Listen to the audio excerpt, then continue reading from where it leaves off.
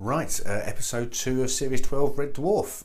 Right, I think I preferred this one a little bit more to the previous episode. Like I say, I enjoyed the previous episode. I gave that one a 7 out of 10.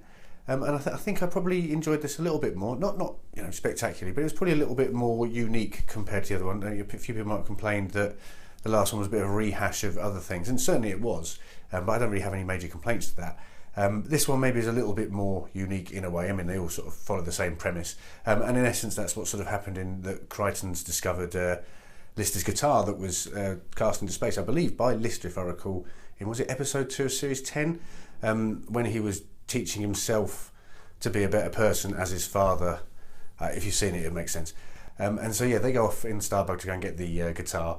And in the process of them retrieving that guitar, they actually get picked up and put into another spaceship. And on board there is actually a whole load of what sort of military. They got sort of berets and dark sunglasses and messed in sort of dark military sort of outfits.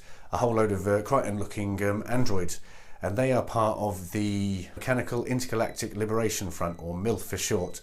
And that sort of raised a few laughs. I noted, I think I probably sort of chuckled a bit, or didn't laugh out loud at any point, but at least chuckled about 7 times, and certainly 3 or 4 of those were courtesy of MILF-related jokes, which were quite good. And so in essence, what happens in the episode is they try to get Crichton to become part of their crew, whilst taking the other 3 characters and turning them into androids, the same as Crichton, so they end up being sort of Crichtonized, so to speak. And they get given the tasks that Crichton would have been given by them as sort of punishment as such, and a way of basically making them lose their personalities and becoming part of sort of the collective part of the ship themselves. And in the process of this happening, Lister, more than anybody else, sort of decides he doesn't want this to happen. Rimmer turns quite quickly, as usual, and does quite a good job of being a Crichton. Rimmer's sort of done in the past. He's probably the better out of the 4 actors. Some of his Ace Rimmer stuff, especially with the episode where he played being Rimmer, pretending to be Ace Rimmer, was quite a good episode, and he did a good job of that. And during this process, while they're being turned and sort of fighting against it, so to speak, Crichton's part of, he's being brought into the ship's crew, and part of that involves this scene where they're sitting there in a sort of counselling group in a circle, like Drinkers Anonymous or whatever it might be called, and talking about the sort of various terrible things that had happened to them with their previous owners and the different sort of terrible jobs they did, some of which were pretty awful actually, to be honest, and also how they had their heads mocked, and that's not the case, and their heads are the right size. And there was some good sort of some quite good lines in that scene, and this basically leads to the sort of our characters losing their personality, but they've found out that although everybody's talking about being part of the same collective, as it turns out in the engine rooms and stuff, there's actually I think it's a 0.2 version of the androids, whereas the guys who are actually running the ship are 0.3 versions, so the 0.2 ones don't have the same rights and everything. And so Lister points this out to Crichton, which leads to this weird sort of gladiatorial battle where they have to basically clean each other with mops, and whoever cleans the other one the first wins the battle. And it's set in if anyone used to watch it, Games Master, I think it's the same set that used to be in. I might be wrong, it doesn't really matter, but it's funny because Lister, Craig Charles, used to present that. But anyway, that's a complete side point.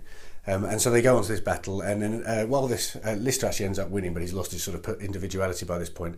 While this happens, the sort of the mothership, so to speak, Siliconia, I think, which is the name of the episode. Basically, that's the sort of the mothership, or the sort of the main, their sort of what they aspire to go to, or I'm not really quite too sure, but it's the thing they all talk about, the androids and stuff, and it upgrades them all to, I think, the 0.4 version, so all the androids are now on the same level, at which point Crichton and the others actually escape, get back on the ship, and everything's sort of happily ever after as always. So yeah, as a sort of sum up on the episode, like I said, I think I enjoyed it more than the previous episode.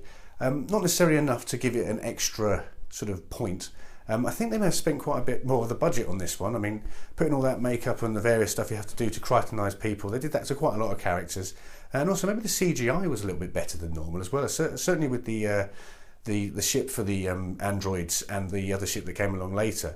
I don't have any major issues with that, but keeping it looking kind of tacky is part of the charm of Red Dwarf. So you don't want to get it looking too great. It still doesn't look too great, which is good.